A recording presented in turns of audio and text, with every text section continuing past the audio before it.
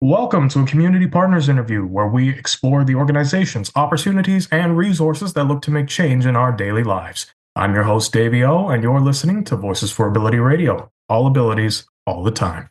Today, I'm joined by Christina Picton, who is an athlete and plays defense for the Women's Para Hockey Team Canada. The Women's Para Hockey Team enables girls and women with disabilities to achieve long-term participation and sporting excellence in para hockey with a sustainable program nationally. Their core values are teamwork, encouragement, accessibility, and mentorship. With that being said, thank you for joining us today, Christina. Thank you so much for having me, Davey. I'm excited to talk to you today. And the feeling's mutual. So to begin, why don't you tell myself, us, and our listeners out there a little bit more about yourself and how you got to become part of the Women's Para Hockey Team Canada? Yeah, absolutely. My involvement started when I was pretty young. I guess I should mention I was born with a disability, and access to adaptive programming through my younger years was pretty limited. When I was 10 years old, my parents found out about an adapted wheelchair softball program, and they were really excited for me to get into some sports and to be surrounded by my peers and other kids with disabilities. And through that program, I learned about sledge hockey. Now we call it para ice hockey, but I learned about para ice hockey through that program. And when I was 11 years old, I tried getting on the ice for the first time, and I was completely hooked. It was just such a freeing feeling to be out on the ice, using my arms to propel myself around. It was a game changer for me. So fast forward to 5 years later, when I was 16, I found out about this women's program. It was just a group of, I think it was only like 10 or 11 women who just thought it would be really cool to have a woman's only practice and a woman's only ice time set, like an ice session. Because up until that point, I'd only ever really played with boys and with men, and it was really rare to see another female para ice hockey player. So yeah, when I heard about this opportunity to go and join a tournament team with all women, it was really exciting, and I just jumped at the opportunity. And that was in 2010. And yeah, and that program has just grown and grown exponentially in the last, 15 years. Yeah, so we started out as just a bunch of people who wanted to practice and play together, and it's slowly developed into representing Canada and being the lead organization in Canada that's developing and creating para ice hockey opportunities for women in Canada.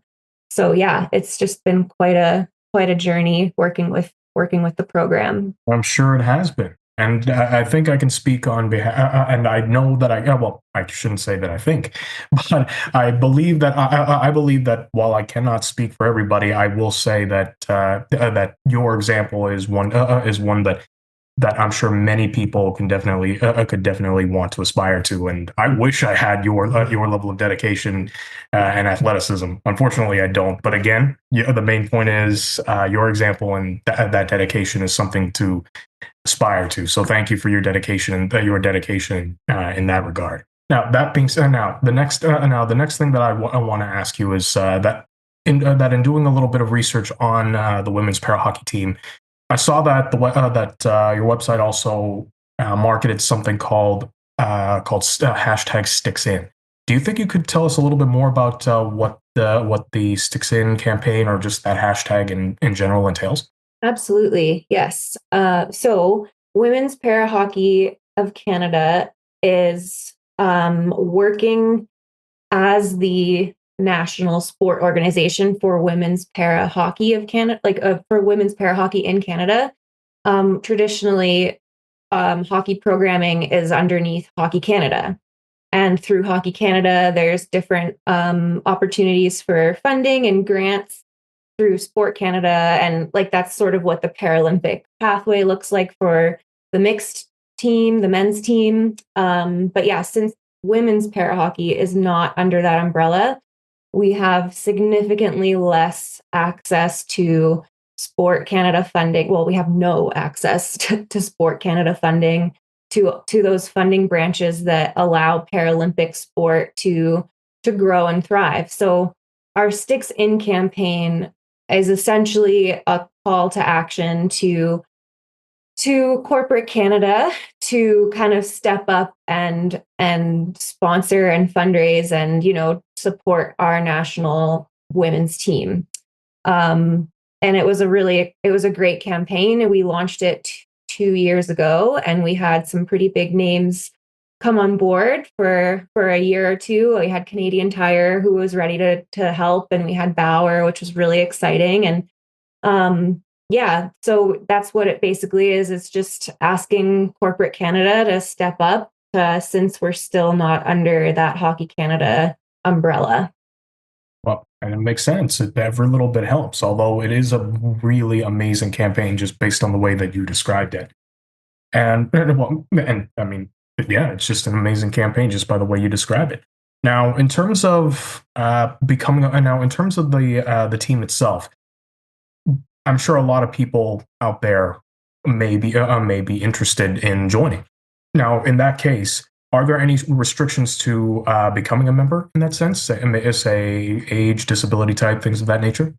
No, there's absolutely no restrictions. Our Women's Para Hockey of Canada has a bunch of different kind of programming. So from grassroots development all the way up to the high performance for the women's game. So we don't limit anyone at the grassroots and mentorship level. Of course, when you get into the high performance program, we are looking for like women with classifiable disabilities. And we are striving to become a Paralympic recognized sport. So we have Paralympic guidelines that we are adhering to with that goal. But yeah, our grassroots and mentorship and any kind of development opportunities are open to all ages, all abilities. And yeah, we're just happy to have as many women and girls plus out on the ice with us. That's absolutely amazing to hear. To that end, there is actually a very good segue to a question that I have here for you. Although I think I'll save it to near the end of the interview as a pleasant surprise. But before we get now, knowing that we still have some time before we get there, without naming any names or just any sort of specifics, are there any sort of success stories that you could tell us or tell our viewers about? Say about what happened when someone, say, first joined the team and then where they wound up now. Again, without naming any names or getting too specific. Um, I well, I mean, we've had a lot of different women come through the program. Speaking to the high performance program specifically, we've had former Paralympians join, so women that were, wheelchair racers or power lifters, and we've had some pretty amazing athletes and talent come through the program, and it's helped shape the development of our high performance program.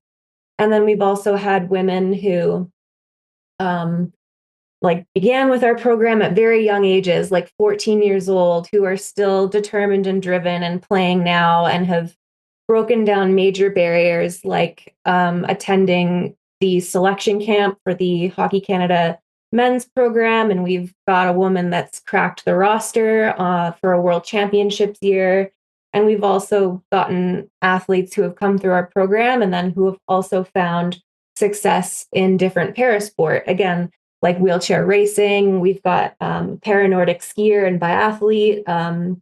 Yeah, so it's really exciting to see the talent come to the ice from all these different areas and then also find pathways to their own individual success beyond just women's para ice hockey. So it's a really neat catalyst, I think. And I think that the community and the culture that our women's program has developed is just one of so much support and excitement for what our women do in the program and outside of the program. And that's absolutely amazing to hear. And on top of that, the added level of diversity of all the other walks of athletic life, or so to speak, being combined. Seeing those people from those avenues sort of enter the program is absolutely amazing to hear. And they, as you said, they inform sort of the way and shape the way that the program pans out. Now, to that effect, uh, I know you may have mentioned it already. Though, does the para hockey? No, though does the despite having all this influence from other sports shaping this team, does the women's para hockey team also partner with any sports outside of hockey as well? Like, no, like partner. I'm not sure what you mean by that. Partner with other sports. Like you mentioned having all these other. Well, I apologize for that, but I remember you mentioning much of. Well, I was saying that many you've had many members join the high performance team. Uh, from different from other different sports. So in that sense, has the team diversified? Has the team partnered up with any other sports apart from hockey? In that sense.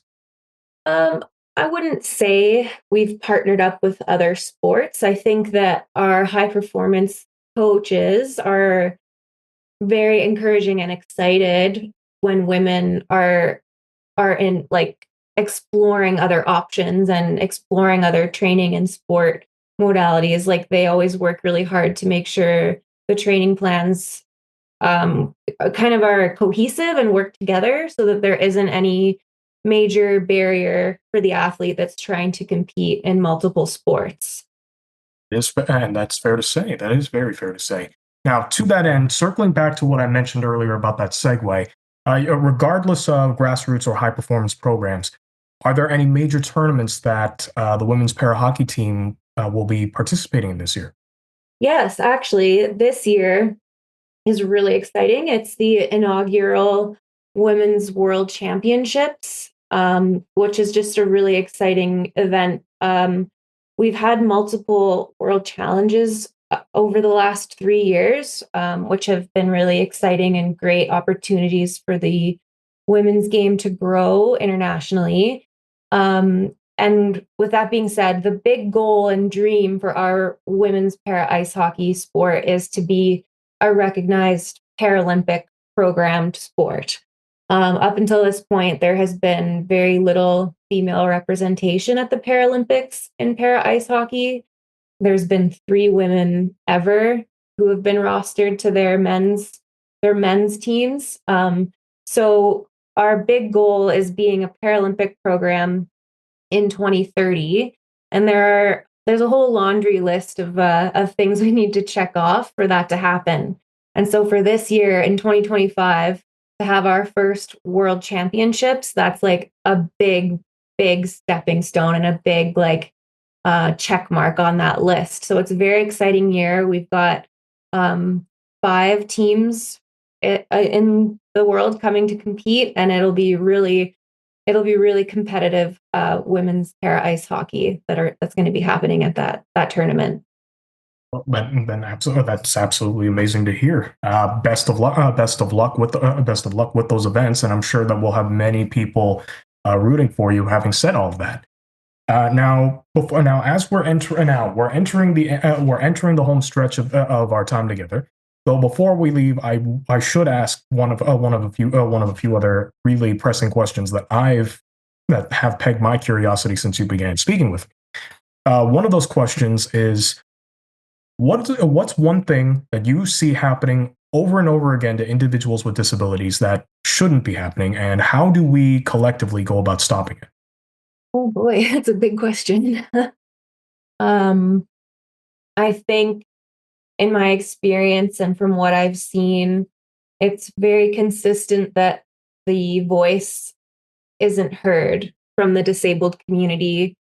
And I think when we have conversations like these and we have opportunities to amplify the voices from the disabled and para community, I think that that's always extremely important to highlight and just make sure that the perspective is heard and also like responded to. I think even if we can shout what we need from the rooftops, if nobody's really listening, then that's not very helpful. So again, I think as long as we can get the voices heard and by the right people that are ready to take action to help and promote and support all facets of disability and the para community, I think that's what's going to help equity and equality and all of those great things that we're all looking for in this world. Absolutely, absolutely. And to that end, to that end, expanding on just that note of equity, or even the advocacy for just speaking out. Is there anything that you could leave, any sort of like food for thought that you could leave for our audience? Any sort of anything inspirational, anything that they can think about, that they can use in their daily lives? They're a really good question. Sorry, just thinking. No, take your time. Take your time. Yeah, I think like just speaking on the equity and advocacy piece, you know, it's maybe this is like I don't know. Anyone can become like crazy things happen in life, and anyone can acquire a disability at any time, and then you also think about just aging in general and how health can change over time. And I just think if more people like accepted that reality, maybe the para community wouldn't be as ignored as it is. Like maybe if you just think about, going through life and something crazy happening and you could be in a wheelchair the next day or the next week, like maybe more people would be ready and willing to support and advocate for the community that's already existing, you know? No, absolutely, absolutely, and the need to speak up, and the need to advocate, and to and to make known your voice or what you need. It's absolutely important, so that so as to not get overshadowed in this world. And yeah, that is an absolutely amazing piece that I'm sure every one of us can take away from this. And to that end, and now, with everything having been wrapped up, I'm sure there's a whole lot more information that we could be talking about in this interview. However, for the sake of time, and for not keep and in the sake of not keeping you here for too long, if our listeners are looking for more information, be it about the women's para hockey team, or any other programs that you may offer, or just for more information in general, how can they find you? How can they reach you?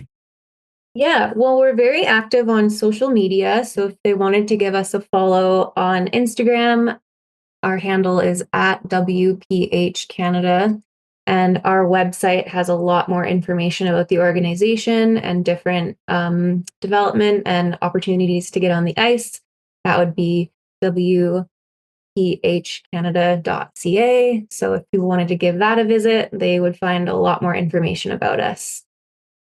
And that's absolutely fantastic to hear. And with that, we've reached the end of yet another amazing interview. You're listening to Community Partners, presented by Voices for Ability Radio. All abilities, all the time. I'm your host, Davy Au. Be safe, be kind, and I'll see y'all next time.